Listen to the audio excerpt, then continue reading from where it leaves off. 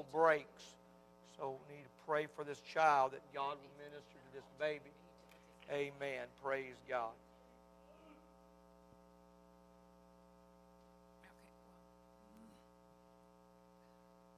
Hold on one second.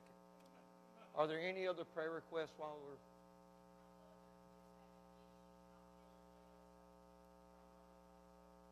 Amen. Amen. Father-in-law. Oh, there. Yes, sir. Anybody else? Sister Reba. Yes, sister. Good to see you, Sister Reba. Brother Lester. Anybody? Y'all have any news?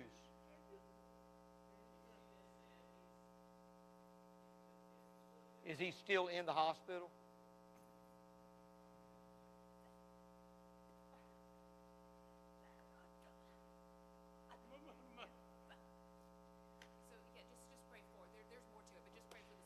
Okay. Evidently, this 1-year-old is in bad shape, so we need to be praying for this baby. Amen. Praise God. Pray. Let's go, Lord, in prayer. Lord, we love you today. God, we praise you. We worship you. You see every need that we bring to you tonight. I ask you to minister, Lord. Touch every situation, every heart, every home, every family. Let your Spirit move, oh God. Let your Spirit minister and move, oh God. Lord, we give you praise and glory. We give you all the honor. We thank you for it. In the precious name of Jesus. Can you say amen? Praise. And let's worship tonight in song. Praise God.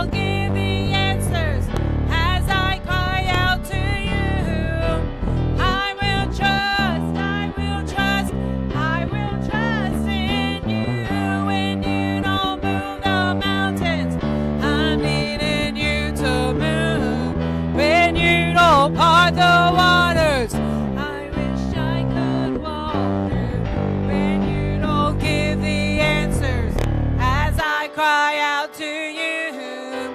I will trust, I will trust, I will trust in you. Oh, I will trust, I will trust, I will trust in you. Yes, I will, Lord. Hallelujah, I Jesus. may not see my answer, God, but I know it's on the way. I'm glad I know I can trust in Jesus. How many of you know you can trust in Jesus because you've trusted in Him before? Amen? Praise God. Give the Lord a hand clap of praise. Praise God. Praise the Lord. You may be seated. Praise the Lord. Brother Charlie, you want to help me? When I hit print, I think it printed more than I... Praise God. That wasn't from here. That wasn't from here. State paid for that. Praise God. Praise the Lord. Well, I want to take a minute and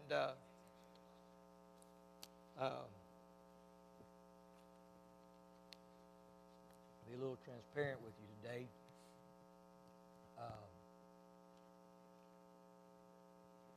This is how my day goes. This is the order of my day. I get to work. I go in my office. I get in my chair. I put the sign on my door that says, "Do not disturb prayer time." And nobody disturbed me. And then I come out, that's an hour, and I come out of my prayer time, and then I go do what I got to do. Today, when I walked out of my office this morning, walked out of there at 9 o'clock, and I was walking through the building, and I noticed one of my peer ministers in the office, and we just started a faith-based tier, and he is over that faith-based tier, and I could tell something was going on. And understand this was first thing in the morning. I walked in there, and I didn't walk into a wasp nest. I walked into a rattlesnake den. Over the night, the tier blew up. There was intoxications, and the supervisor that's actually over all that, she was fit to be tied, and so I have spent all day putting this stuff out and calming people down, soothing feathers, and so sitting in my office this afternoon, felt like a migraine coming on. Like, dear God, I can't. And so I left the office, went into the auxiliary kitchen. I got a little hole in there that I can go to. And during count time, it's quiet. And I just got before God. I said, God, you got to sort this stuff out. I know where you want to go, but you got to sort all this out. And thank God He did. So, here we are. It has been a day. Faithfulness. Amen. And we are going to start in the book of Genesis. We're going to start at the beginning. And we're going to take a look at what God said to Adam. We're going to take a look at chapter 2. But before we do that, we're going to go to chapter 1. At the very beginning of creation, when God created Adam. And Genesis chapter 1, verse 25 through 31. And God made the beasts of the earth after his kind, and the cattle after their kind, and everything that creepeth upon the earth after his kind. And God saw that it was good. And God said, let us make man in our image, after our likeness, and let them have dominion over the fish of the sea, the fowl of the air, over the cattle, and over all the earth, and over every creeping thing that creepeth upon the earth. So God created man in his own image. In the image of God created He him, male and female created He them. And God blessed them, and God said unto them, Be fruitful and multiply, and replenish the earth, and subdue it. And have dominion over the fish of the sea, and over the fowl of the air, and over every living thing that moveth upon the earth. And God said, Behold, I have given to you every herb-bearing seed, which is upon the face of the earth, and every tree in that which is the fruit of the tree yielding seed. To you it shall be for meat. And to every beast of the earth, and to every fowl of the air, and to everything that creepeth upon the earth, wherein there is life, I have given every green herb for meat. And it was so. And God saw everything that He had made, and behold, it was good. And in the evening and the morning were the sixth day. Now in Genesis chapter 2, verses 16 through 17, this is man's made, and things are done. And the Lord commanded the man, saying, Of every tree of the garden thou mayest freely eat, but of the tree of the knowledge of good and evil thou shalt not eat of it, for in the day that thou eatest thereof thou shalt surely die. Now, God is the Father in creation. He created it all. He is the author of everything. Hang on, Sister Kim, let me give this to you because I'm going to get out of here tonight and I'll completely forget about it. That's some, So, I'm sorry, y'all. ADHD moment. He's the author of it all. He's the Father of humanity. That's why we call Him Father. He's the Father of humanity. And in chapter 1, He expresses His desire of what He wants to do. He wants to make man in His own image. And then He does that. He makes man in His own image. After man is created, God's next step in verse 29 and 30, He gives an example of what a father is supposed to do. He gives them provision. Verse 29, and God said, I've given you every herb bearing seed, which is upon the face of all the earth, and every tree, which is the fruit of the yielding seed.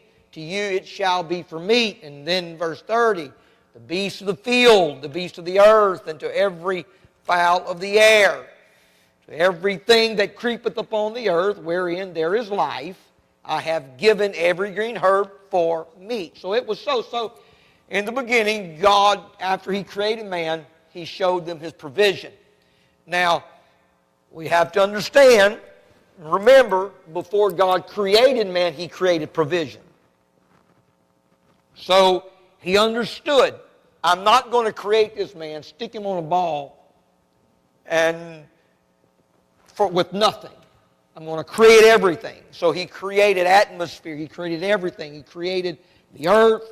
He created the fowl of the air. He created the fish of the sea. He put fish in the rivers and beasts of the field and the herbs and all of these things.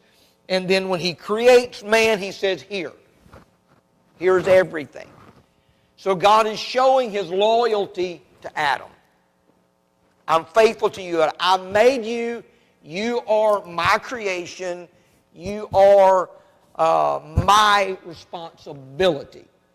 So He creates man, and not only man, earth was His responsibility. Everything that He created was His. So He created everything on the earth, and He provided for everything on the earth. We call it the circle of life. Provided for everything on the earth. And here is man, and He said, look, I love you, I care for you, I want you to live, and I want you to have dominion. I don't want you to live impoverished. I want you to take dominion over everything that I've created. This is for you. It's for you to have. God brought Eve to Adam when everything was done. When Adam was done naming everything, Brother Robert, I'm going to say what I'm fixing to say. You don't have to back me up, but I appreciate you guarding my back when I say this. He let Adam name all the animals before Eve got there, so there wouldn't be any arguments. That's it. Eve couldn't say, no, that's not right. That's not right. Just saying, okay? So you give them provision. In chapter 2, God places Adam and Eve in the garden. Now look at what God said, chapter 2, verses 15 to 17. The Lord God took the man and put him into the Garden of Eden to dress it and to keep it. And the Lord God commanded the man, saying, of every tree of the garden thou mayest freely eat. So, in verse 16, God tells him everything in here you can have. And in verse 17, he says, except the tree of the knowledge of good and evil. He said, you can't have it. The day you eat of that tree, you shall die. So, God says, okay, I'm faithful to you. I love you. I made you. I give you everything to survive. You are literally in need of absolutely nothing. You have water. There's 4 rivers. Pick which river you want to drink out of. Pick which river you want to fish out of. You got 4 of them. 4 rivers. You've got every herb, every fruit-bearing tree that's imaginable. It's here. The tree of life is in the garden. The tree of the knowledge of good and evil is in the garden. And you can have everything your heart desires except that one tree. Now, we don't know how long Adam and Eve was in the garden. I'm not even going to debate people about how old the earth is, because I don't know how long Adam and Eve was in the garden. The Bible don't tell us. We don't know how long it took Adam to name all the animals. The Bible doesn't tell us that. We don't know how long it took Eve to talk to the serpent. She may have did it the first day. I don't know. But let's notice something. God, the options here. God created the garden and placed them in it. He gave them a choice. Everything or this. You can't have both. You can have the entire garden, or you can have this one tree. If you eat this tree, you can't have the garden. That was the deal. You can have everything. Just don't eat that tree. But you have the choice. There was no angel around the tree guarding the tree. There was no warning sign. God just simply said, this is what I want you to do. I was faithful to you. I want you to be faithful to me. You have a choice. You can be faithful or not. I'm not forcing you to do this. At one time, there were shotgun weddings. I've never witnessed a shotgun wedding. I'm kind of glad I never had to witness a shotgun wedding. That's the wedding where the daddy says, you're going to marry this young lady, or else. And else is a double-barrel 12-gauge shotgun, and we don't want... Anyway, so that wasn't the case in the Garden of Eden. God wasn't standing over them with a shotgun saying, this is what you're going to do. They had free will. God gave them that. I loved you. We know that John tells us that Jesus loved us first. He loved them first, and he continued to love them. So in the garden, here they are. And this isn't in your notes, but this is just something that really, really struck me. I want y'all to understand something. That in the garden, they had everything they needed, everything they could ever desire, everything their heart could ever desire. And they chose the one thing they couldn't have. Look, folks, we're here in 2026. If Adam and Eve was in 2026, they'd have blown a gasket.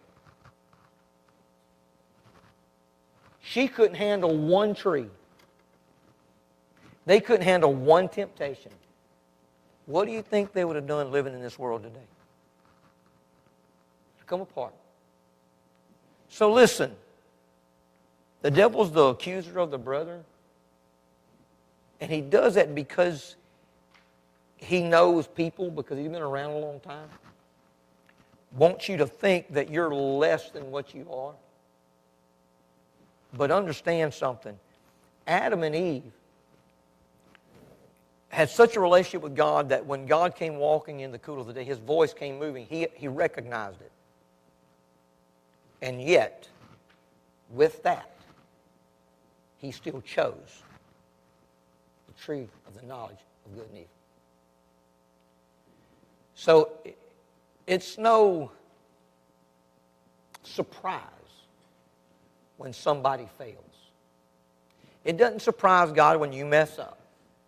It doesn't surprise God, and it shouldn't surprise you when you mess up. Because you're facing a whole lot more than what Adam and Eve did. And Adam and Eve was living in an absolutely perfect world. And they couldn't handle it. So give yourself a break. Okay. So, here's what we know about Adam and Eve. The first job that God gave Adam was what? Name all the beasts of the field. Genesis 2, 19 through 20. He gave the names of the cattle, the fowl of the air, the beasts of the field. But for Adam, there was not found any helpmate. So we know that Adam's first job that God gave him was to name every beast that he had created. I don't think that was a simple task. It had to be a daunting task. However, Adam didn't question it. He wasn't bothered with it. He just did it. God brought the animals in front of him, and he said, okay, that's a that, and that's a that, that's a that, that's a that. And he began to give them names. Now, I don't know if the names that we have today for those animals are the same thing that he gave them. I don't know. He may call an anteater a long-nosed, I don't know. But he took the time and did that and was successful. That task, he completed it. He chose to be faithful in his first assignment and got it done. Adam chose to be unfaithful somewhere along the way. He was faithful in his first assignment, but when it came to Eve and the fruit, something happened. He chose to be unfaithful. God said, this is what I don't want you to do. Out of everything in the garden, they chose to do the one thing that God said, I don't want you to do. They chose to be. We have to understand that that's our choice. We can choose to be faithful. We can choose to be unfaithful. Now, there are consequences to our actions. We have to remember that. We all have to remember there are consequences to our actions. And Adam and Eve found out very quickly their consequences. They were expelled from the garden. Now, that would seem like, why would you end on? We're not ending on that because there's hope. There's hope. Let's look at what happened, or what we know happened. So there's a space of time that that's really not recorded. All we know that Adam knew his wife, and she bore unto him Cain and Abel. The next thing we hear is they're grown. They're grown men. Abel brings his offering. Cain brings his offering. Now, how did Cain and Abel know to bring an offering? There's no law.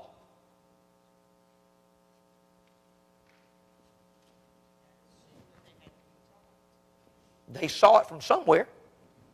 They got it from somewhere. It doesn't tell us, but they did it. We know that God killed an animal and clothed them with that clothing. That was the first sacrifice. Clearly, during their upbringing, Adam and Eve, at least once a year, offered a sacrifice. And clearly, because of what Abel did, and God had respect to that sacrifice, it is what Adam and Eve did. So Abel grabbed on to the sacrifice. We understand Cain didn't. We can only come to this conclusion that they saw mom and dad bring the sacrifice. Right? What went wrong? 50% failed. 50% failed. One got it right, one got it wrong. So whose fault was it? Did Adam and Eve make a mistake? Maybe. Well, I mean, look, they were the first one with kids. They didn't have an example. There was no one there to show them how to do it. They didn't have that relationship with God anymore. So no doubt there were mistakes made, but I don't believe that the mistake was made in the sacrifice. It was not their fault. Adam and Eve, these were two grown men. Abel brought his sacrifice the right way. So that tells me Cain knew to bring the right sacrifice. Because if you look at what God said to him in Genesis chapter 4, verses 7 through 8, if thou doest well, shalt thou not be accepted. If thou doest not well, sin lieth at the door. And unto thee shall be his desire, thou shalt rule over him. And Cain talked with his brother, and there's a colon there. Talked with his brother. I believe that this murder did not happen immediately. I think there was some time there. Cain talked with Abel, and it came to pass. When they were in the field, Cain rose up against Abel, his brother, and slew him. What happened? Jealousy. And here's what's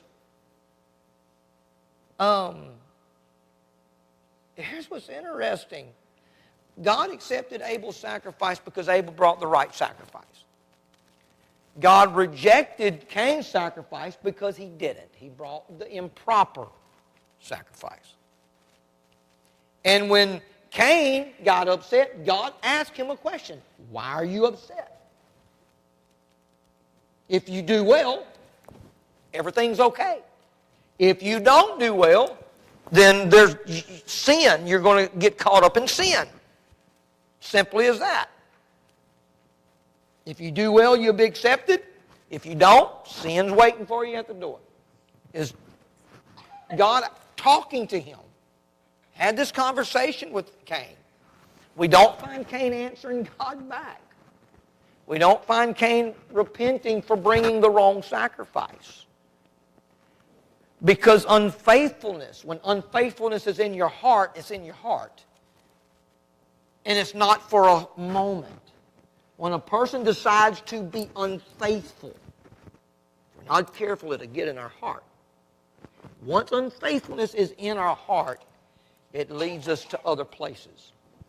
Unfaithfulness in the sacrifice led him to sin. Look, here's the attitude that Cain had. First of all, he was jealous. He was jealous over Abel. Here was the issue. He said, I know what to do. I'm not going to do it. Abel, you did right. I'm going to do wrong, and I'm jealous because you got accepted. That's exactly what happened. You did what's right and got accepted. I know to do what's right, but I'm going to just do what I want to do and get rejected, and I'm not going to get accepted, and I'm angry at that. And it's my fault. Faithfulness to the commandment of God. And we don't find that God laid out a commandment to offer a sacrifice. We just see Adam and Eve. This happening. Just happening. We understand faithfulness comes through relationship. If you love someone, you'll be faithful. You're faithful to your spouse because you love your spouse. And you're willing to go through life with your spouse. Ups and downs and good times, bad times. Bad breath and all. You're willing to go through that. You're faithful to them because of that.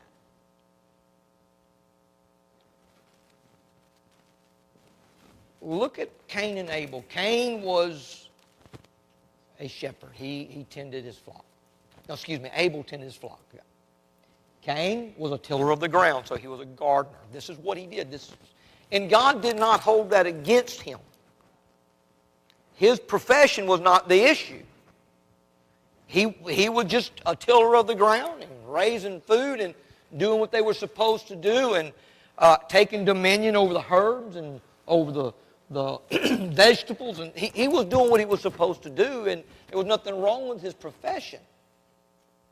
Now, I don't know why Abel chose to be a shepherd, but that's what he chose to be. So it was easy for Abel to bring a lamb. He had a lamb. For Cain, he had to go an extra distance to get a lamb. He chose not to do that. When we love, when we are in love with Jesus, the extra distance isn't a problem to be faithful. It's not hard to be faithful. It's not hard to be faithful to your spouse. It's not an extra distance. It's not a second mile. Because you love your spouse. You're willing to do that. You're faithful. Faithfulness is not the second mile. That's just requirement. Cain had that problem. And I don't know, again, we don't know Cain's attitude before. All we know is we can look at what we have and how he responded to being rejected by God. And the truth is, it wasn't him personally that got rejected. It was his sacrifice. It was his spirit. It was his attitude that was rejected. He could have got it fixed.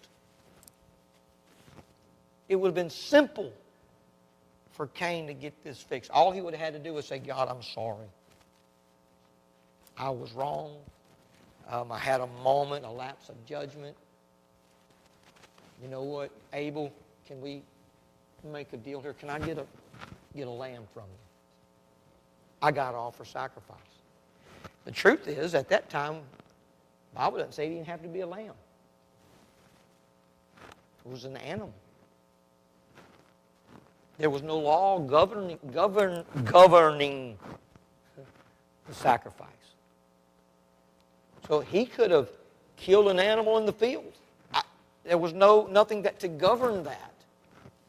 But he chose not to be faithful to this simple avenue. It doesn't look like unfaithfulness, but the simple truth is there was something he had to do, and he chose not to do it, knowing what God wanted. He chose this. And it was in detriment to him. Killed his brother. When that happened, he realized, wait a second, I've made a terrible mistake.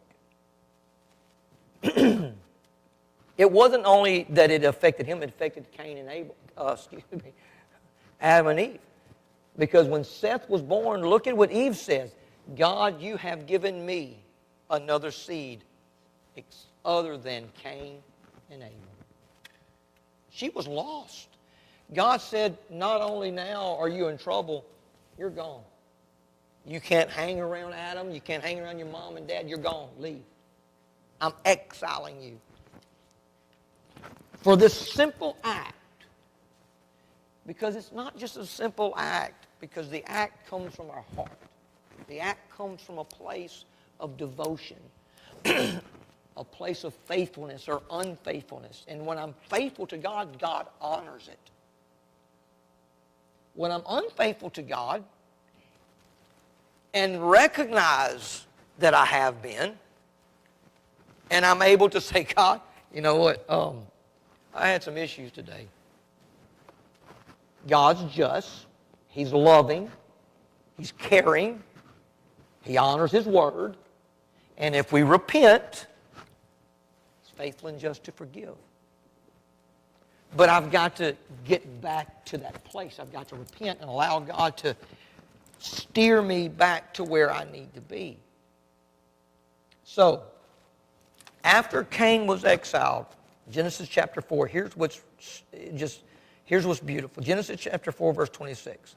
So Eve had another son, his name was Seth. And to Seth, to him also there was born a son. And he called his name Enos. Then began men to call upon the name of the Lord. Now, if you look up Enos' name, there's nothing special about his name. I was trying to figure maybe there's something here, but Seth's name, and there's nothing special about those two names that would indicate that Seth or Enos had something special about them that would cause people to call on the name of the Lord. There's only one thing that I can figure out, that Seth did not repeat Cain's failure. The sacrifices continued. Adam lived to over 900 years old.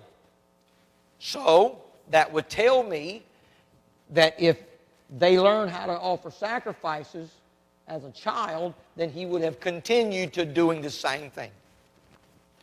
Seth, growing up, what do you think he would have been doing?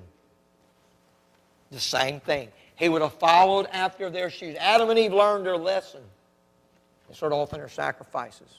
They said, you know what, we're not going to follow the same thing. And in reading about this, I began to think about Adam and Eve and the after effect. We know what pillow talk is. Laying in bed talking about your day. And how many of you reminisce about different things? Do you remember when? Do you think Adam and Eve might have done that? Eve, do you remember when you ate that fruit? Did you have to bring that up again? Eve, do you remember the garden? Do you remember how pleasant it was? Did they talk to their kids about it? Did they tell Cain and Abel about the Garden of Eden? Did they tell Seth about the Garden of Eden? Did they tell them, hey, let me tell you how we got our clothes? God kicked us out because we were unfaithful, and before He made us leave, He killed an animal, and He gave us these clothes, and so we do this to honor Him. Somewhere, this talking and this communication, I know it's not there, but they're humans, and we live our lives, and we know that we go from one day to another talking and expressing ourselves and our frustrations, our aggravations, and we talk about our past things and bring up past hang-ups and mess-ups, and then apologize for bringing it up and apologize for breaking the glass and kicking, whatever. There was no difference in Adam and Eve. They just didn't have glass. They threw sticks at each other.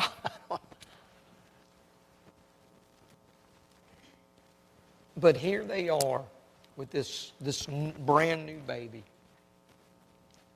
And Adam and Eve talking and saying, you know what? This is what we better do. We better keep it up. I don't know what happened to Cain. I don't know why Cain chose to do what he did. But we were doing what we knew to do. We knew to do what's right, so they continued to do it. And somewhere Seth got a hold of it. And I just believe the reason why men began to call on the name of the Lord is because they saw faithfulness in Seth. Now, I understand somewhere along the way, and we'll talk about Noah later, but somewhere between Seth and Noah, something happened.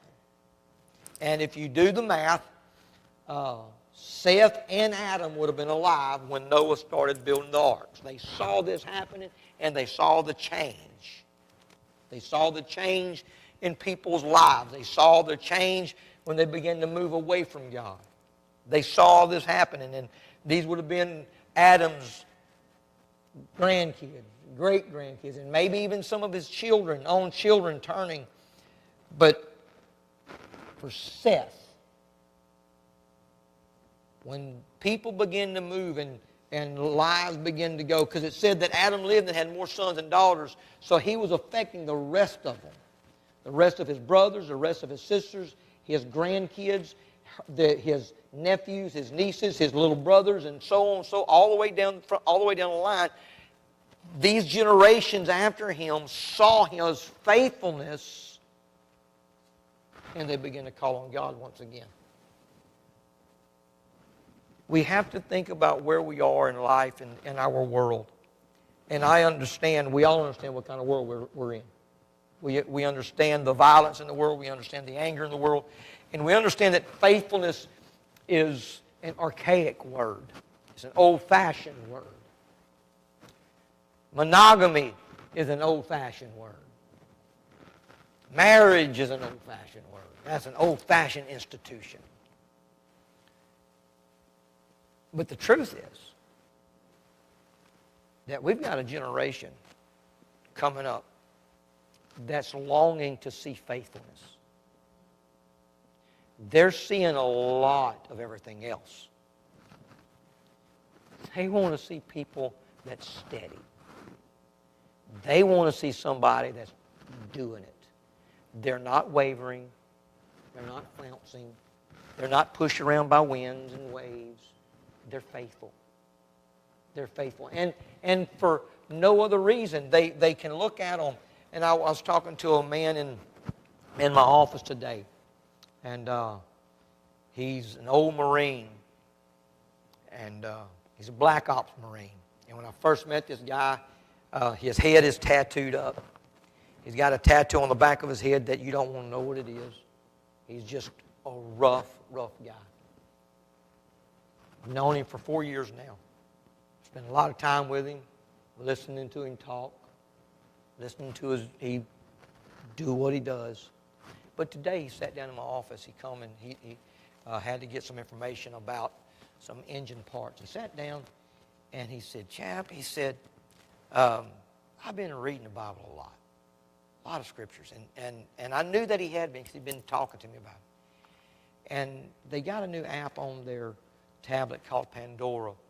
And in Pandora, it's a religious app. So there's a lot of preaching and gospel music and a lot of other stuff. And he said, "I've been listening to this guy." And he said, "I've been listening to a lot." And he said, "It's getting hard. Every time the more I listen, the more I read, the harder it gets." And I said, "Well," I said, you're being introduced to new principles, a new way of thinking." And he brought me to 1 Corinthians chapter 1, and it was so beautiful. Chapter 1, verse 14. I said, "Well, there it is. Your flesh struggles with this without Jesus." But I'm seeing this guy make these small, to many, insignificant steps that most people don't see. But I see them because I know what he was, and I know what he could be. I know how he could respond, and he's not. So I'm seeing these changes in him, these small changes, and you have to wonder why. Is it in his nature? He's not seeing a lot of it, but there's guys around him that I know that are faithful. They love God, and they live the Word. There's plenty that don't. Probably 98% of them don't. But he don't need 98%. He just needs 1 or 2%. Seeing somebody just doing it right. Just doing it right. And he asked me, he said, "I don't understand." I said, "Look, man," I said, "I'm proud of you." I said, it gets tough because you're struggling with your flesh. The world is needing and longing to see people just doing it for no other reason. And it's hard. And they can look at you and say, "Why are you even going to church? Why are you still doing that? Why are you still tithing? And why are you still giving? Why are you still faithful?" Because he's faithful to me. He's faithful to me. That will grab a hold of people, and they're hungry for it. Praise God. Let's stand. I'll tell you, if we'll stay faithful, people will turn. You may not see it, Not at first, but it'll become evident as you begin to see small steps that people have taken that you're thinking, wait a second, I know what you would have done yesterday. I know it because I've seen you do it. But today you're acting a little different. You just watch them. They'll follow your faithfulness. They'll change. Let's pray. God, we love you today. God, we praise you. We worship you. I adore and magnify you. I glorify your precious holy name. God, I look to you, the author and the finisher of our faith. I ask you to minister to us today. Help us, oh God, to understand and to remember that you loved us, that you'll continue to love us, you care for us, you're faithful to us. Help us, Lord, to be faithful to you. And when we stumble, we're faithful to repent and come back to you. God, we love you today. We praise you, we worship you, we adore, we magnify you today. In the wonderful name of Jesus, can you say amen? Praise God. God bless you. Just in way of announcement.